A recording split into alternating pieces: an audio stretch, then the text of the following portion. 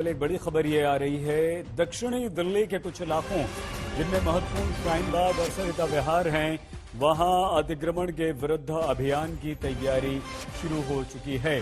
तो शाहीन बाग में कल अतिक्रमण के विरुद्ध बुलडोजर चल सकता है। हालांकि कई दिन से सर्वे चल रहा था। शाहीन बाग और इससे लगा हुआ इलाका है सरिता विहार, दोनों जगह जो भी अवैध अतिक्रमण है वहां पर कल बुलडोजर चलेगा। एमसीडी का बुलडोजर होगा, इस अतिक्रमण को हटाया जाएगा। पिछले कई दिनों से सर्वे चल रहा है, लेकिन जैसे ही ये बात आई कि शाहीन बाग पर खतरा मंडरा रहा है, वहां लोगों ने अवैध अतिक्रमण खुद हटाने शुरू कर दिए थे। सड़कों पर रखा सामान समेटना शुरू कर दिया था, लेकिन फिर भी एमसीडी को ऐसा लगता है कि यहां पर काफी अवैध अतिक्रमण